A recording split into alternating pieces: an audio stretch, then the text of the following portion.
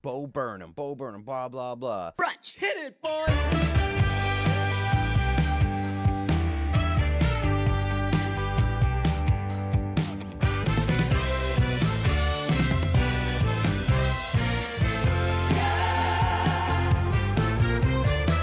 Today's episode is brought to you by Keeps, so keep an eye out for a read later on in this episode. Hey, way to go. Right off the bat, getting their money's worth. How about that, Keeps? Ooh, it sounds like we could be a keeper. Don't pull those reeds, baby. I mean, no fantasy football, but I could be keeping up with the Kardashians. How about that? How about that soccer match? You see that save by the old keeper? Oh man, I mean, things have gotten pretty juicy there, but the tender came up with that big save. Chicken tenders. You been to AMC because them chicken tenders are crunchy. Crunchy. Crunch, crunch, crunch. I'm like, I saw a headline this week that said fully vaccinated people can now. I said fully vaccinated people and also liars can now not wear a mask at AMC. Had that conversation with someone recently. I was talking about sports events and everything and them opening up, and they were like, they mentioned they hadn't gotten their vaccine yet. And I was like, oh, yeah. I was like, but now that I think of it, I was like, I bet a bunch of people are just going to be lying. And they were like, yeah, who's going to stop? Who's actually going to check for that stuff? This has been such a weird experience. That's my big take for this episode. The whole COVID-19 pandemic Not for me. has been honestly so super weird experience. I overall haven't liked it, but that's my big takeaway, that it's been a big weird experience where everyone's kind of figuring out so many things on the fly that I feel like lying. Obviously, Trump was president for a large portion of it, but like lying is like an all-time high, or like being able to get away with lying, I think, is at an all-time high. Like when people were getting their vaccinations. Yeah, I was like, gonna say like what comorbidities do you have? Yeah, I was gonna Never say learned that like word. whether you're talking about whether you are vaccine or how you got the vaccine, lying has been in this year for sure. Which is weird. I feel like I don't know. I've probably always been roughly the same level on lying. I used to love lying about like non-consequential things. I feel like that used to be a big part of my brand, but now it doesn't. I just kind of forgotten about it, or I don't do it as much. But I used to just like love to just like bring up a little like, oh, did I oh, someone's talking about their vacation to wherever, and just be like, oh, I've never been there, but I have been to this other city and I hear they're similar. And they're like, oh, yeah, like, I would say they're similar, but like I haven't been to that other city. Just like a tiny little lie that doesn't make any difference. And it's just like a lie for me. And maybe if I'm with somebody and they know me well, I toss them a little wink when I'm telling it. What a I like- shitty thing to do. Well, yeah, I like the like, hey, I'm with a buddy. I'm gonna say something that we both isn't true, and it's gonna be like an inside joke for us. Yeah, That's kind of right? fun. You want to start doing that? Yeah, I think we like I've- already it's do that. Yeah, I was gonna say it's definitely something like. So I would pride myself on doing that, and then like the rest of the day probably talk about like, hey, you guys see that absolute banger of a lie I told? Yeah, about how like you're allergic to sugar. Yeah, that was interesting. And then like that's like the rest of my day. Yeah, so you heard it here first. Brunch is promoting the summer of lying and pissing your pants. Lying, pissing your pants, but being not like bad, not harmful lies. Like And fun not little harmful, jokey not ones. harmful pissing your pants, just Neither of playfully. them can be harmful. Playful lies Just- and playful piss. Yeah, if you haven't heard the Patreon episode, we haven't pumped the Patreon in a million years. Patreon.com/listen to brunch. Last week we did just like a kind of authentic episode, and we're talking about some choices you make with clothes, but not your average conversation about choices you make with clothes. Mainly it's about how men Pee get a little themselves. drop of pee on their underwear, and what that says about buying certain types of shorts. And I think the description I just gave of it was actually pretty accurate. That's exactly what that conversation was. I bought some fun shorts today too. I bought some bird dogs. Ooh, I've never done that. So bird dogs, I believe, have lining too. So we'll Yes. summarize. We'll give you a freebie. The summary is some guys' shorts have lining in them, and I'm concerned that they're trying to make us go commando. And if you go commando, then if you're getting a one drop of pee on lining, I don't know how many times a person goes to the bathroom a day, 8 or something like that. I don't know. Sure. The answer could be like 3 or it could be 100, and I would have no idea. Like that's not getting absorbed anywhere, so it's just like sitting on your shorts, and then by the end of the day, you got like a bunch of pee on your shorts. So that was the dilemma we were talking about. Like, what do you do with shorts with lining? And I think the consensus has been just cut the lining out, rock some underwear, fellas. Yeah, and it did make me feel better that some of the comments on Patreon were like, "Yes, I've been there," and so we It was weren't. definitely a real thing. No one had, Right. just no one had dwelled on enough. Nobody had the courage to bring it up. Yeah. That's why. Oh, That's why let me we're tell you, here. the first 8 minutes of that episode is like me dancing around and Yeah. being like, I've been thinking a lot about like bringing this up, and I don't know. Whatever. No one's listening to this. Yeah, I'd be curious to hear what other people, what our listeners have in their closet that they are afraid that or like they're embarrassed that they own and that they feel like they can't really wear. For a weird reason like that. Yeah. Yeah. I'm trying to think. Do I have anything else that? I mean, some clothes I have are too small for me. Yeah, but that's not like that's a you problem. Yes, that's not changed by the clothes. I'd get them tailored and be like, yo, let these things out. Like I feel like a lot of people have those sort of things with like trends that come in style, and they're like, shit, this is like the new in trend. Let me see, let me try it, and like they put it on at home, and they're like, oh, I don't think that this works on me. I don't think that I can pull this off or whatever. I feel like a lot of people have those things. Yeah, and folks, please hit me up. Let me know. And I'm not saying this in a like I want all of you to do it, but if you see short sleeve button downs with Revere collars, they're calling them camp collars these days. Really, they're Revere collars. The type of shirt is called a camp shirt. Anyway, if you see shirts like that are not linen, that aren't rayon, that are just cotton, maybe cotton with a little bit of spandex in it, I will happily pay whatever it takes, unless it's expensive. Let me know, because it is an absolute outrage that that should be the most common shirt in the world in the summer, and I can't find it, and it makes me so freaking mad. I might start my own company. Also in the new, I was gonna say big closet update for me.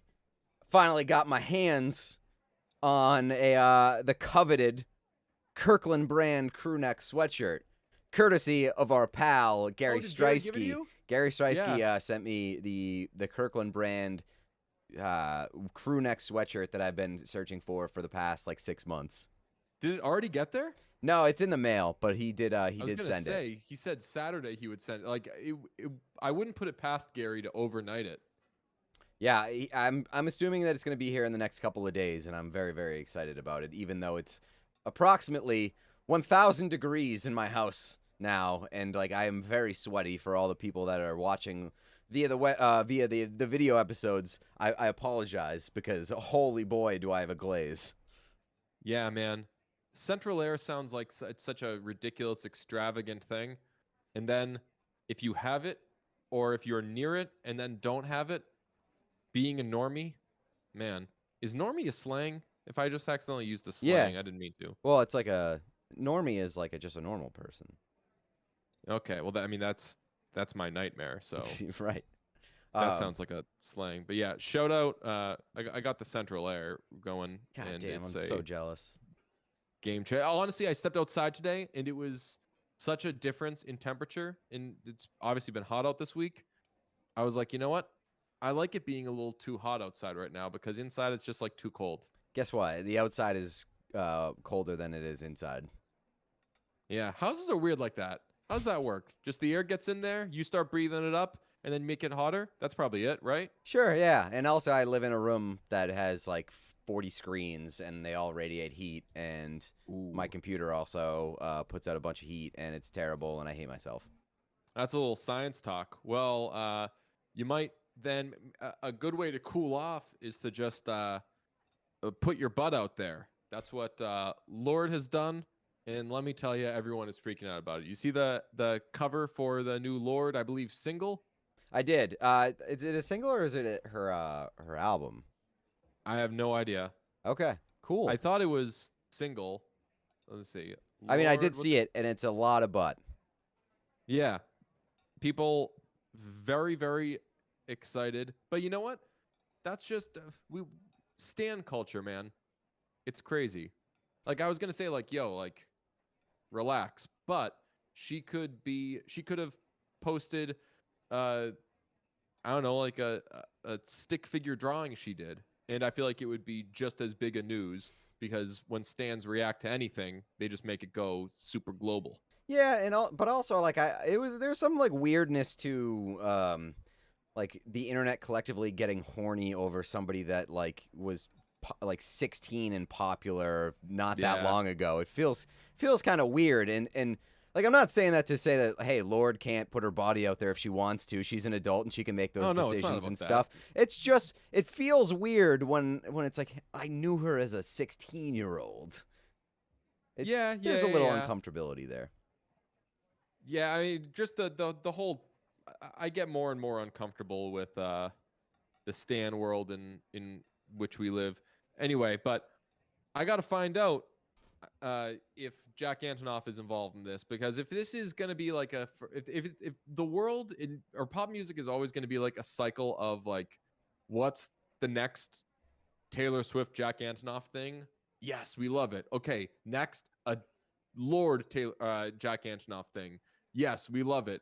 And I don't know, within like a year or two, he'll be doing stuff with Olivia Rodrigo. Like, I think that those are great artists who have and can do better with a different producer. And I don't get why like everything has to be the fucking same now, but it is what it is. So hopefully, I don't know, like I think that Lorde's first album was elite, like genius level, A plus plus plus plus plus plus. And I thought Melodrama was like such a step backwards. Like this is just Yeah, I don't have any excitement. whatever else Jack Antonoff stuff. I don't have any excitement over Lorde. It's weird. I love Pure Heroine, but it's Melodrama did nothing for me, and I kind of just it made me like not care about Lorde, and I still don't have that feeling. I still like I don't care about Lorde. I'm not excited about this. I'll check it out, but like I hate that. we've had like a lot of these conversations recently where it's like heat check on this artist. And for like you've had a few of them where you're like, I don't care. Churches. Yeah, Churches. You're like, I don't know if I need it. And the Churches stuff that has come out recently has been pretty meh. And anybody who knows me knows that I was super duper high on the first two Churches albums. I eventually came around on the last one.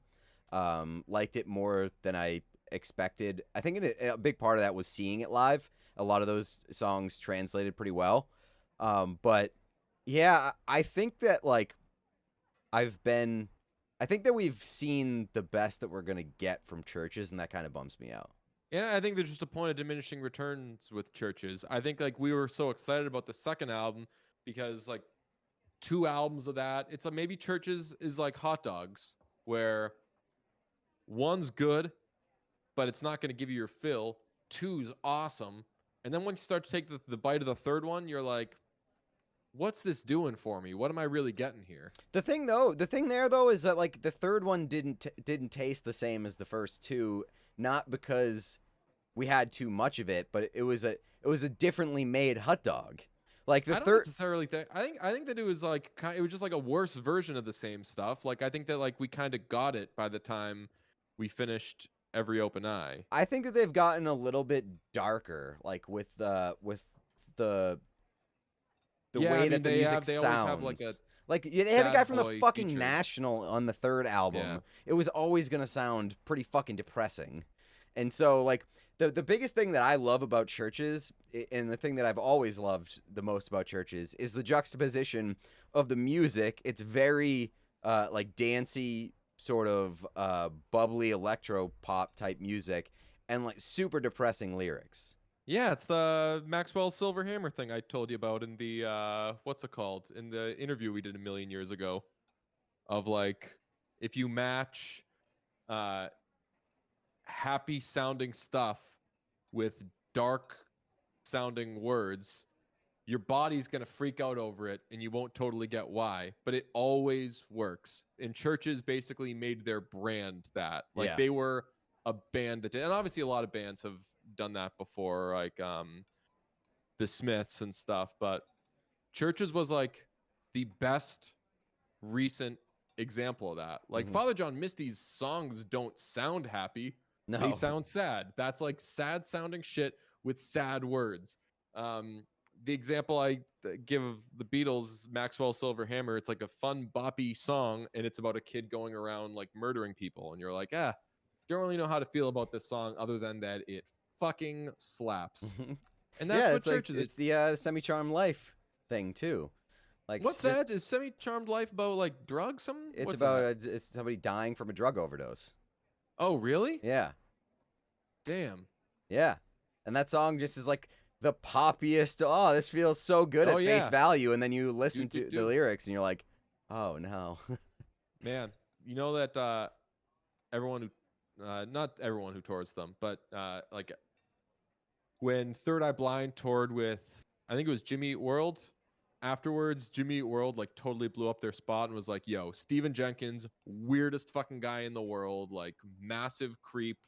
I think at some point there was like a flyer or some like piece of paper that was leaked to venues that said like, attention, this is Third Eye Blind, they will not be wearing laminates or like passes at any point, like they refuse, please memorize their faces and don't let anybody who doesn't look like them in without a laminate or whatever. And it's like, that's just super weak. They're like, Yeah. everybody has to put the fucking thing Yeah, around I their know. neck, or like when we hang out with Kellen or whatever, You really he want your always brand has, you really want your brand to be, do you know who I am? especially when you're Third Eye Blind. Right. Like, that's kind of tough. Did we ever figure out who the other artist was at the Matchbox 20 show? Because wasn't it a 1-2 punch? When we went, Yeah. yeah, it was what's it called? It was the oh my god, Counting Crows. Oh yeah. Oh yeah. Okay. Yeah. Did we forget that? Yeah, we had this Nice. conversation like not long ago. I think it was maybe less than a week ago, and we couldn't figure out who the other band was. And What a Adam bunch of fucking Duritz idiots. sounded terrible. Yeah, it wasn't the best. Matchbox 20 headlining that night. And that's like, really, that's like a kind of toss up at bill, right? Yeah. Where you could say on any given night, like, that it's like when Billy Joel and Elton John tour together. Like, you could flip a coin as to Well, it's like who ends up. two bands that are no longer super relevant, but they were fucking huge back in the day. Oh, imagine, there's no way they would have toured back in the day, but imagine Together? like No. in the late 90s, just hitting some. I mean, really, they do a lot of tours like that where they'll do like Blues Traveler and Like a bunch of like two big bands that were like tied together in a different Yeah. era. Yeah, imagine if that was happening at the like IRL though in the 90s. Be like, hey, going to a concert tonight.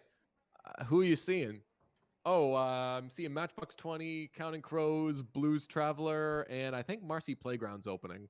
Like, It's so a just like festival? all the bands are doing Yeah. yeah, all the bands are doing a concert tonight. Yeah. You go have fun though at the NSYNC Backstreet Boys Celine Dion show though. That seems pretty cool too. It's like, damn, every band or every like famous musician right now is in town. Let's get our read on. They say that 2 out of 3 ain't bad. But you know what I say? 3 out of 3 is better. Do you say That's that? right. It's my classic. I say go for the best. 3 out of 3. I also say 2 out of 3 men will experience some form of hair loss by the time they're 35. Well, I'm thinking about those guys. You know what I'm thinking? I'm thinking 2. What's I'm that? thinking 2 out of 3. I'm thinking Yes. those 2 guys should do something about that. That's the time. That's the time that you don't want to be thinking too, unless you want to lose your hair. Some people maybe want to lose their hair, but if you do not want to lose your hair and you're worried about hair loss as you get into those mid-30s, because tell you what, your boy just hit the Larry Bird year. So Congratulations. thank you very much. Thank you very much. I was going to say happy birthday, but congratulations is a way to do that too. I think yesterday I did a congratulations to somebody on a birthday. I was weird about it. You don't want to start losing that hair unless you do. But if you don't, Keeps offers a simple, stress-free way to keep your hair. There are only 2 FDA-approved medications that can prevent hair loss, and Keeps offers both of them. So Keeps, they're your stop if you want to say stop to hair because you want to keep it like a goalkeeper. There's a convenient virtual doctor consultation process, medications delivered straight to your door every 3 months. You don't have to leave your home. It doesn't cost much. Treatments start at just $10 per month, and Keeps offers generic versions. And if you're worried, if you're going to be a real worrywart about this and you don't want people to know that you're using Keeps, I don't know why you wouldn't be proud of it, but Keeps has you set up no matter who you are because they will send that discreetly. Discreet packaging, yeah, proven results. I don't know. If we talked about this, like it's weird that you'd be like, no, I'm not trying to keep my hair. Yeah. Say that loud and proud. Be proud. I mean, if people are running so they can get in better shape, right? They don't hide that. They don't shut up about it. In fact, that's true. All they do is tell you that they're running. So, if you're using Keeps and you're improving yourself and you're bettering yourself, flaunt that. I find it if you're trying something to better yourself, it's fun sometimes to keep it to yourself, but it's also helpful to tell everybody about it because then you're on the hook. Then they better see results. So if you say, I'm trying to stop my hair loss, maybe you won't follow through. But if you tell everyone, hey, you think this hair is going away? Nice try. They're going to watch out. They're going to be like, ooh, that person's trying to keep their hair. Keeps has more 5-star reviews than any of its competitors. Prevention is key. Treatments can take 4 to 6 months to see results. So act fast. If you're ready to take action and prevent hair loss, go to keeps.com/brunch to receive your first month of treatment free. That's keeps.com/brunch to get your first month free. keeps.com/brunch. We watched the Bo Burnham thing. The Bo Burnham Inside thing. It's called Inside Llewyn Davis, starring Bo Burnham as Father John Misty, whose real name is Josh Tillman. I was hesitant to watch this because I knew I like Bo Burnham. Who doesn't like Bo Burnham? And everybody was saying that it was the best, but everybody was also saying, like, this is very Father John Misty, and I don't know if he is a Father John Misty fan, but it seems like he is going for just be Father John Misty. And I'm worried. I was worried to watch it because I was like, I don't want to be distracted by that. And like he obviously he's going to put a lot of work into this, so I don't want to like shit on somebody's really, really hard work. And we both watched it. I'll ask you what you thought. It was just largely okay for me. Like, yeah, agree. I think that and like I was scared to watch it myself because I just don't like dumping all over things that like people think are awesome. And a lot of the reactions that I saw were like, "Holy shit, Bo Burnham's a genius. This thing rocks." And I was like, I'm probably not gonna feel that way. I know that I can't imagine me feeling that way. I know that Bo Burnham is extremely talented. This isn't gonna tell me anything that I didn't already know. I will say I was very impressed by the presentation of it. Like the lights, the camera work. For if he did end up doing that all himself, like alone in a room, that it rocks. Good for him. I like That's this take. very, very cool. I like the take of I don't believe that he did it all himself. I don't. I wouldn't be shocked. I wouldn't be shocked if there was like a fucking camera crew. That'd be weak. I mean, we live in a day and age now where like artists now, if they post a single, I just saw Eric Clapton. I mean, John Mayer did it the other day when he posted like a little Instagram slide thing that was just like all the credits on Last Train Home. Like we're in a day and age where credits are making a comeback, which I love because I always want to know who produced stuff and who played keys on this or whatever.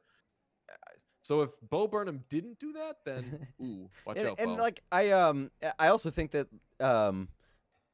people shouldn't be afraid to not do everything themselves. Like I know it's cool to be like written and produced and directed by Bo Burnham, blah blah blah. But like it's nice to just to put other people to work and collaborate and not have to do everything yourself.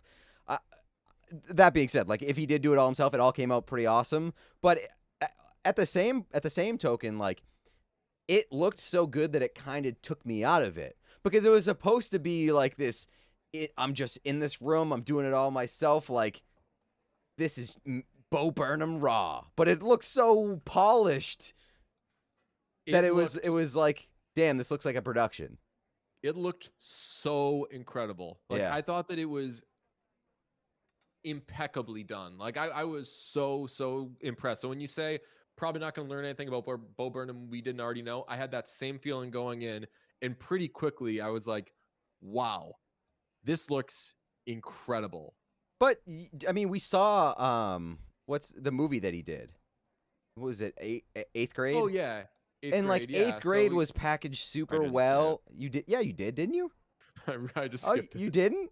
Oh, fuck. Yeah, I was like, hey, everyone's gonna say, oh, it's the best Bo Burnham. Okay, like, all right, they'll just skip. Eighth grade looked awesome. The presentation of it was spectacular, but that's also like a feature film that has a lot of people working on it, so he could have easily brought in those people to just make it look very, very cool.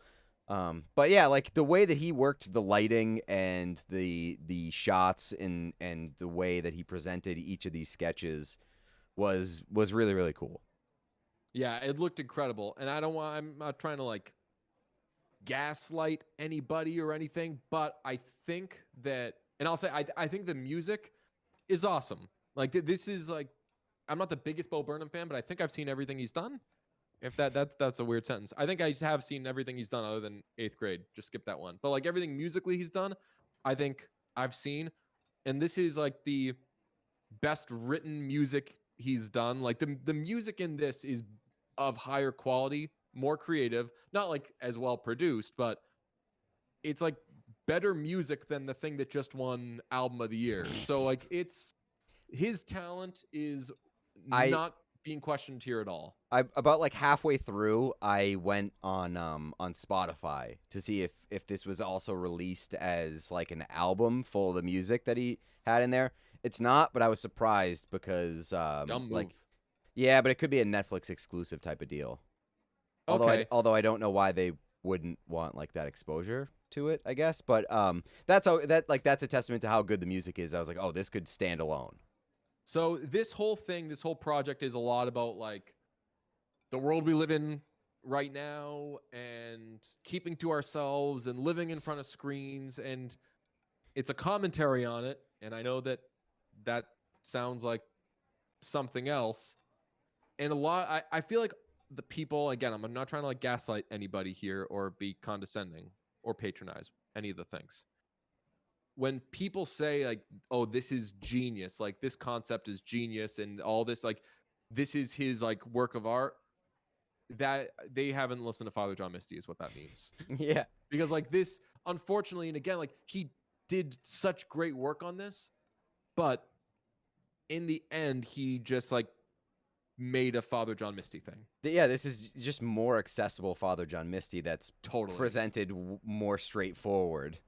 And I was afraid of that. I said to one of my friends, I was like, Father John Misty's thing is at risk of being like cleaned up a little bit packaged more nicely and making someone else a shitload of money. Oh yeah. So I was afraid that this was going to be like more accessible, more fun Misty, and it definitely was. It wasn't better Misty, but it was like a Disney Misty. Yeah, and so that's like where my issue is, I guess, where like I didn't find any of the stuff, any of the content overly genius or whatever. I know people are saying like, "Oh, Bo Burnham's a genius," but like the content itself was pretty basic. Like the discussions and the commentary that he was having is pretty basic, not stuff that we hadn't heard before.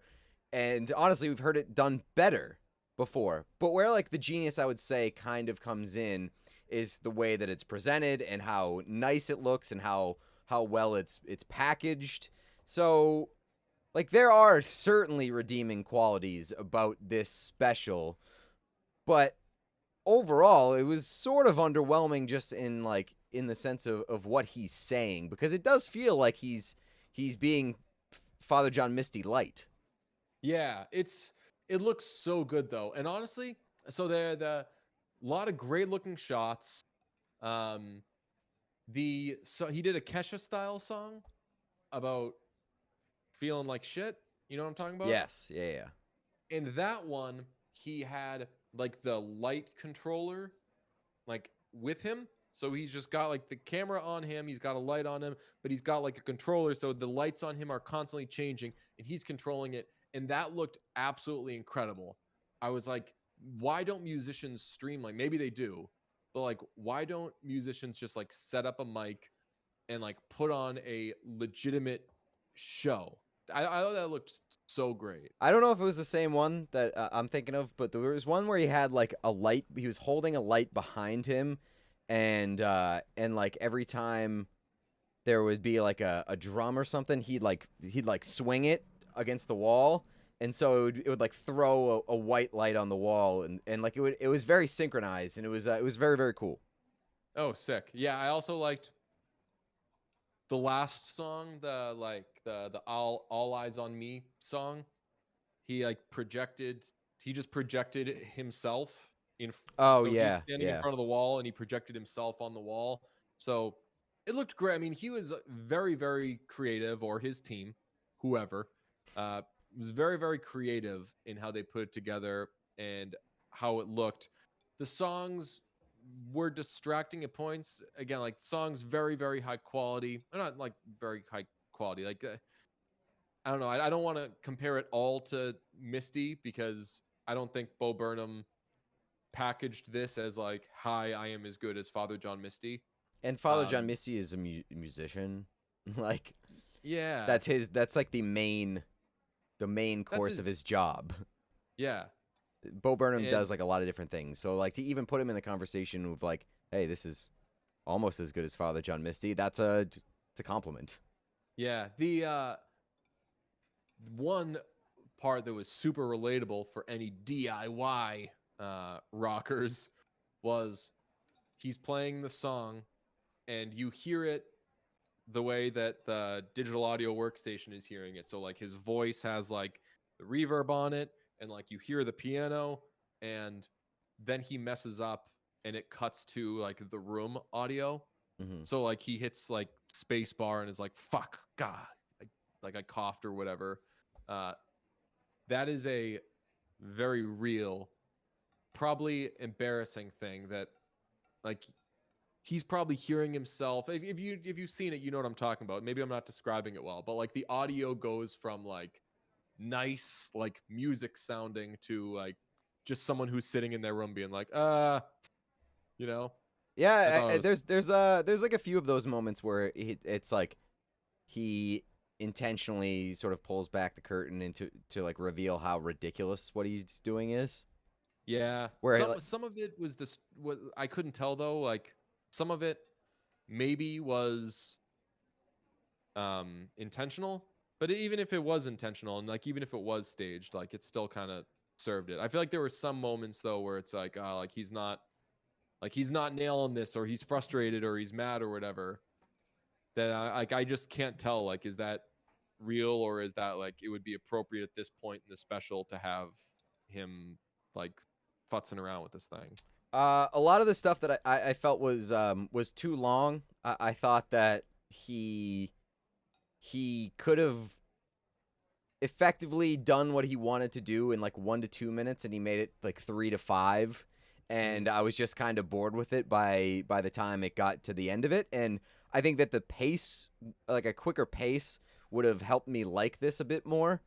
It just felt like I was kind of stuck in these performances that he was doing a few times. The one time that I don't think that I felt that way was the reaction video. The reaction A video plus. bit was very very funny, and it just kept getting better as it went along. So I thought that that was well served. Also, like I think that reaction videos are just a funny topic for us. It's something that we discuss quite a bit, and just him playing off of that was very good. Yeah, the reaction video was awesome. I thought that was A plus, great, best part of the special. He also did a little thing with streamers and gamers, and you can speak better to this than me, Mr. Twitch partner. Hey, Congratulations. thanks. Uh, I I don't. I've only like watched you streaming, but he did things that I was like, oh, this is so streamer. Yeah, yeah. The dialogue between him and the chat and stuff was funny. It was just Yeah. like,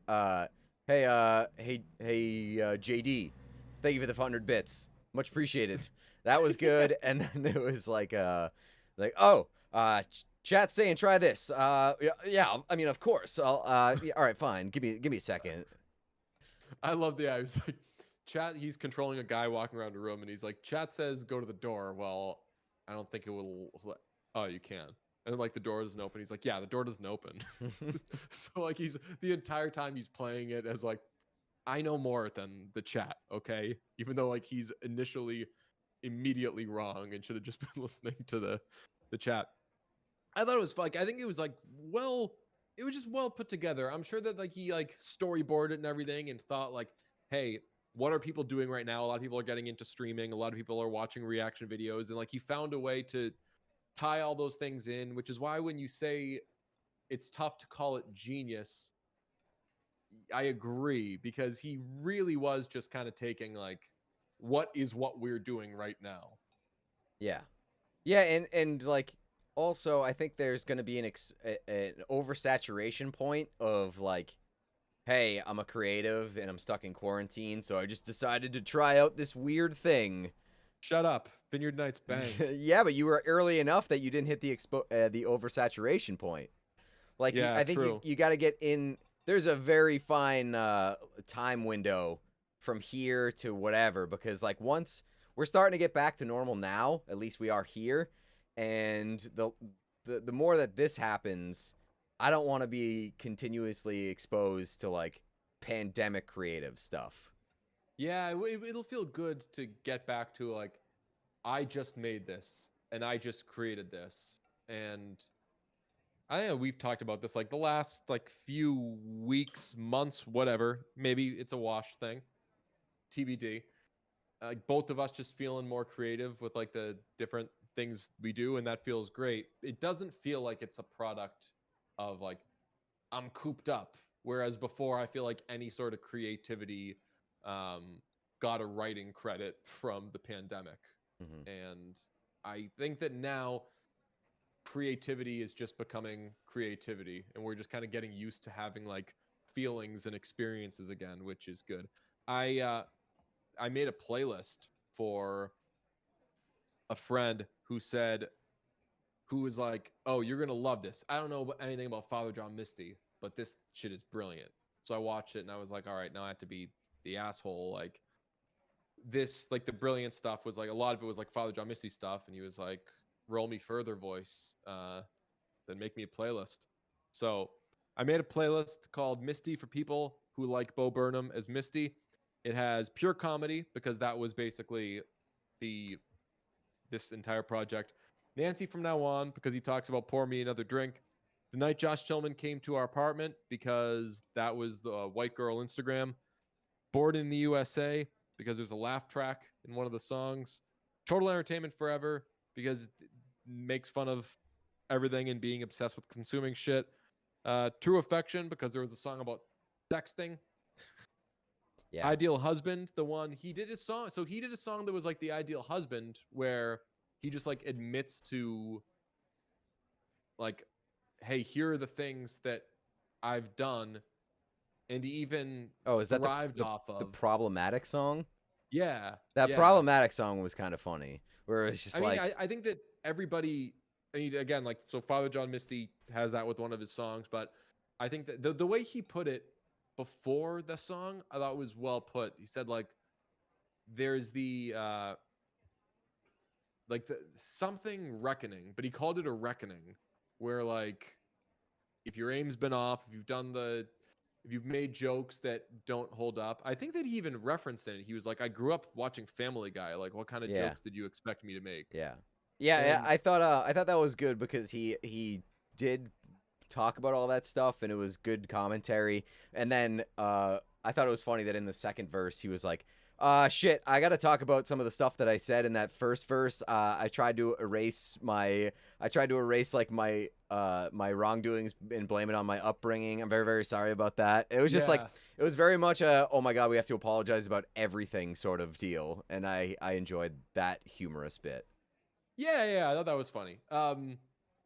Yeah, I mean, we've probably gotten into that conversation before, where like people get canceled or get uncanceled or whatever. Like, I watch that now, and like I watched those Bo Burnham videos, and like, I mean, he talks about them in the song and everything, but Bo Burnham to me right now seems like I'm not worried about Bo Burnham. No, no, me Like, I either. don't think that I don't think that Bo Burnham's a bad guy. Although I was a little distracted thinking like, wait, what did Bo Burnham do that like recently that wasn't great? And then I was like, oh no, he was just like a shitty guy in he Yeah, played a shitty yeah. guy in. I'm having a rough time with confusing people's characters with who they actually are. Well, he basically played Bo Burnham in that movie, which was distracting. No, that is true. Yeah. Um, yeah, the one. Did you put uh fuck a night at Ballad of the Dying Man. no a night at Josh Tillman's apartment or whatever? Yes, the night Josh Tillman came to our apartment. Yeah, I Yes. put that in there. Yeah. Yeah. Okay. So that one we had talked about this. Sort of reminds me of the white girl Instagram bit. No doubt. The song because I he was doing all this cool shit like visually in that video to make fun of the things that white girls do on their Instagrams and shit like that. Uh and it felt to me like he was just doing that as an excuse to do all that cool shit because it looked awesome. Yeah.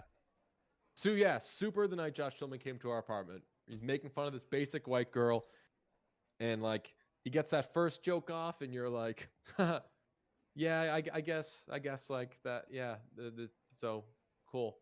And then like he just keeps complaining, and you're like, all right, well, it's a person. And by the end of it, you're like, oh, I get it. You just are doing this to show that you're a dick. And that's kind of, yeah, that's what the white girl Instagram song was, which again, like that was like a funny concept and everything. And that type of like similarity to Misty, I think is okay. I think that there's other ones that were more overt, like Well, that, like the yeah, but white girl Instagram that's and the night Josh Tillman came to our apartment. You could say like you could do a like a criticism, not like a negative criticism, but like you could write a criticism pointing out like, oh, these are similar, even if they one didn't inspire the other. But yeah, other things that's in also this are such a like he was basic just being Father John that's Misty. also such a basic thing to make fun of. Like you can't credit Father John Misty to making fun of like white girl behavior on Instagram. No, Like but I that's mean a like the kind common of joke. no, I mean like using it as like I meant using the trick of, hey, I'm making fun of this person, and pretty quickly you realize the goal of this isn't actually to make fun of this person. The goal of this is to actually show how self-absorbed they are. Like the singer is. So like the takeaway from Night Josh Tillman came to our apartment is, oh, you're just a miserable dude and you have an issue with everything this girl does, and she's just probably living her life. And the takeaway from White Girl Instagram by the end is like, So you're just jealous that they Yeah, take all right. those Yeah. cool pictures and have those like banging lights and filters. It was it was not bad. I didn't dislike it. I think that, like you said, kind of knew going in, I'm probably not going to come away from this thinking I knew. genius, because how often do we actually say No, genius? I know. It just felt like something that was bound to be overhyped, and that's ultimately the way that I felt about it. I still like it. Still was fine, and like I'm not like, yo, fuck Bo Burnham. He Yeah, sucks. He's unoriginal. I was impressed by a lot of the things that he did, and I think that he's a very impressive human. He's extremely talented, and I think that he's funny. It's just this wasn't like a revelatory thing. correct. Uh, there is hype though. There's big hype, and there's more hype coming, because in less than 1 month, shout out to me not understanding the calendar and not knowing what time of year it was. I think you should leave season 2 drops July 6th. And I was like, ooh, cool. A little while we get. I think you should leave season 2 later this year. That's so soon. That's like literally less than a month. Less than 1 month. That's going to be terrific. When did I think you? I think you should leave was maybe like a May thing. I have no idea, but I do remember know coming. there's a lot of content coming up. We've got summer blockbusters. We've got I think you should leave season 2. We got Sob Rock. We've got Yeah, we've got a lot of stuff coming, and I'm very very excited about it. I meant to ask this. What's the deal with Top Gun? Did that movie come out? Did it not come out? It hasn't come out yet. I feel like it did come out and then like it went away, or I think it was going to come out like last year, and they had like started rolling out the promotional stuff, and then it got pushed back, so they kind of had to stop showing all the promotional stuff, and they were like, "Fuck, we just have to reboot this campaign." So that's probably why it feels like it's been coming out twice. perfect. Dude, you nailed that. That's exactly what happened, because the other things that got delayed, we didn't get much hype for. So it was actually pretty easy to follow that, like, oh yeah, Spiral never came out. Like we knew about Spiral because we like read a thing that was like, Chris Rock's making a Saw movie. But then other than that, we weren't getting like bombarded with Spiral Yeah, ads or so the anything. thing is, like when the pandemic started was what, early spring, Like and February, March. yeah, and that's very bad movie season. So we weren't getting a lot of good, exciting promotional campaigns for these movies. And I think really the only one that we had started getting was Top Gun, because it was like a Super Bowl commercial, and they had been talking about it a lot. So there was very few movies that like started a campaign and then had to press pause on it. It was a lot of us just hearing, "Oh, this movie's been delayed," without us seeing stuff for it. Dude, how'd you nail that so good? I don't know. How did you start there? I feel like that's something that's like a realization that someone finds their way to. I asked that question and you like straight up you were at the finish line. I don't know. How you do that so smooth? I don't know. I appreciate the credit there, though. That could be wrong. I have no idea. I'm just making that shit up. I think you're wrong.